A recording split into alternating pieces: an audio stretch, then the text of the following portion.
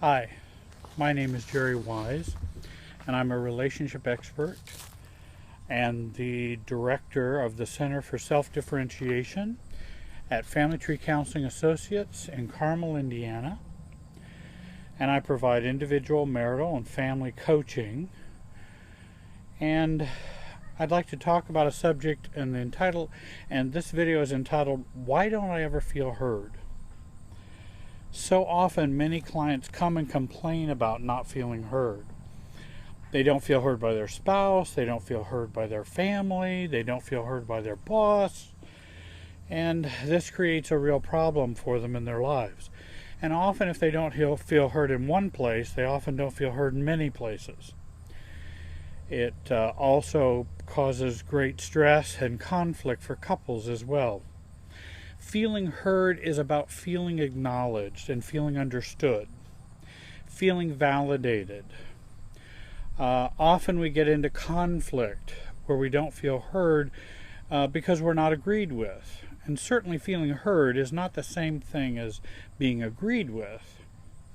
But the feeling heard problem is an enmeshment problem if it involves the equating it with being agreed with. So, in terms of feeling heard, how is this supposed to work? A child expresses themselves with a want or a question or a need, etc., or feelings that they have. They are acknowledged and the issue is resolved. Maybe not to the child's satisfaction, but validated and understood. And this allows the child to either move on instantly or at least eventually, past the issue and past the feelings. For many of us in our relationships and in marital relationships, feeling heard, feeling validated, and feeling understood allows couples to resolve and move on. Now, often this pattern is not followed in dysfunctional families. So a child who grows up in a dysfunctional family has a totally different experience about feeling heard. For example, a child comes home from school and she's been bullied by other girls in her class. Her family is a dysfunctional alcoholic home. She comes in the door whimpering and feels very sad and hurt. Her mother greets her full of anxiety and stress from her alcoholic husband and all of his difficulties. She ignores her daughter's pain. The daughter goes to her mother in the kitchen to seek some comfort. Her mother pushes her away and says, I have too much to do, too much to worry about. I can't worry about your problems. The daughter says she was beat up at school. Her mother says she remembers her life when she was that age and her classmates, and tells her daughter, oh, you'll just get over it. And one day you'll know real problems, and then you'll have something to cry about. The daughter feels unheard, gets no empathy or validation. This family does not have emotional space for her feelings or her pain. There's too much drama, too much pain, too much hurt, too much stress in this family for silly things like bullying at school or helping a child feel heard.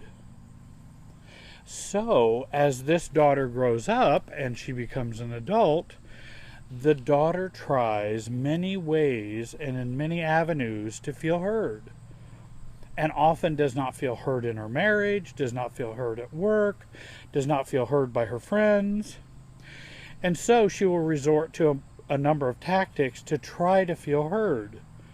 Repeating herself, nagging, yelling, threatening, triangling with others, because if I can get more people on my side, then I'll be heard. And don't you know, Mary and I both agree that this is right. Again, triangling. Pouting or cutting off, using sex as a weapon, having an affair. Certainly, there may be hurdles in the way of truly feeling heard by others, and I understand this. But the intense need to feel heard by others is something deeper than just feeling heard. I realize there may be real problems that can make feeling heard a real difficulty, say within a marriage. There may be a counter-dependent or narcissistic husband or wife. Maybe they're depressed or mood disordered. Maybe they have very few skills in empathy or validation, because when they grew up, they didn't know about validating or empathizing with someone. I have a good video on empathy. I would recommend those who have trouble with intimacy to take a look at that video. They may have too much anxiety and too many fears to really empathize to help someone feel heard. Or they may have very low intimacy skills or an ability to tolerate very much intimacy. And then this creates an environment in which people don't feel heard. Let me share some things with you that I've learned over the years about those of us who have not felt heard. And here are a number of things that I think might be of help to you. The person who does not feel heard is often having an experience they have felt most of their lives. It is not simply about the immediate interaction with another person. It may have the content of being about that, but actually the process is about, or what's going on, is about not feeling heard. And in fact, I've been with couples before and met with them and talked with them in which one individual was actually being heard, but could not feel heard because they never felt heard growing up in their family. So even if we have not felt heard, even if we are being heard, we sometimes do not feel we are heard because of our past situations and our childhood growing up in our family of origin. Feeling heard happens when we value ourselves enough to be heard. It's very important that we value ourselves enough to be heard. If we don't, then often we don't feel heard and don't get heard. Feeling heard happens when we know ourselves enough to know how to use ourselves to be heard. I think there are many people who do not know themselves well enough to know what to do to be heard by other people. And so they use dysfunctional or inadequate tools to be heard. And I think there are some healthy ways to feel heard and to be heard by others. Feeling heard happens when we convey our feelings, not when we are in the middle of them. Often folks try to feel heard in the midst of their emotional drama. That usually does not result in feeling heard.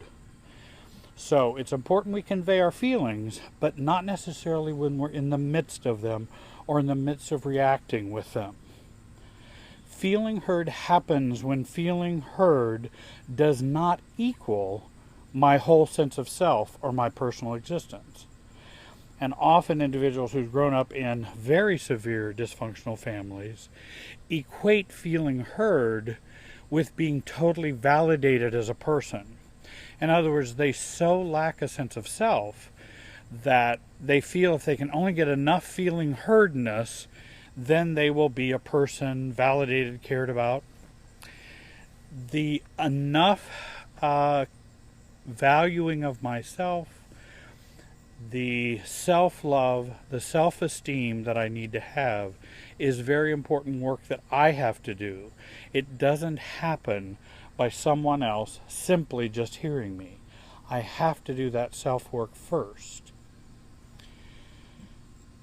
Not feeling heard may say more about the relationship versus not being heard.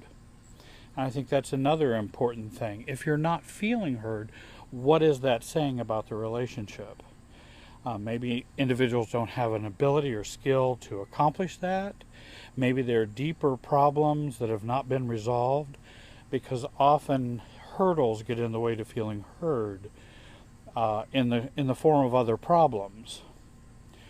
Reducing our historic need to feel heard will increase our experience of feeling heard. In other words, if we go back and heal from our past childhood, just as the girl, the daughter, who did not feel heard by her mother, just as she goes back and heals that experience of not feeling heard, she will end up living in such a way to feel more heard. But it's important she heal that, or she will spend a good bit of her adult life never feeling heard. She will feel her husband is always like her mother. She will feel her family of origin is always like her mother, who's not paying attention, not hearing her. And so that not being heard experience continues on. And it continues on even if mother gets help, gets counseling, and changes her whole life. The issue remains in the daughter regardless of what the mother does. So it's not that the mother has to change to fix that. We have to change to fix and heal to fix our past. So what can I do to feel heard? I want to use Dr. Alice Chan's and Lisa Merlo Booth's listing. You can find them online, either one of them. And then I'd like to add several of my own.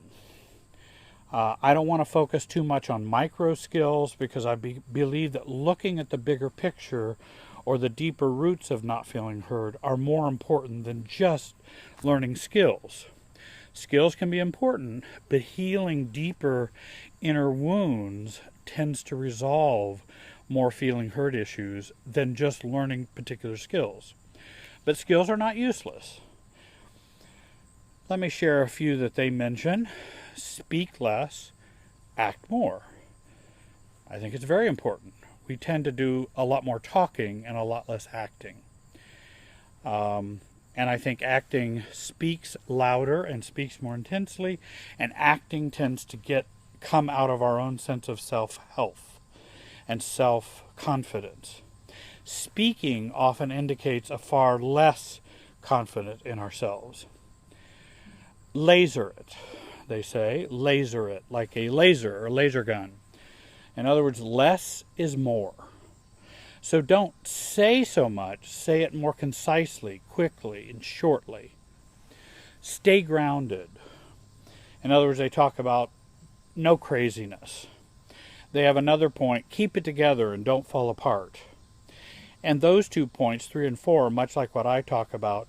Don't try to feel heard when you're in the midst of your emotional drama and your midst of the emotions that you're having.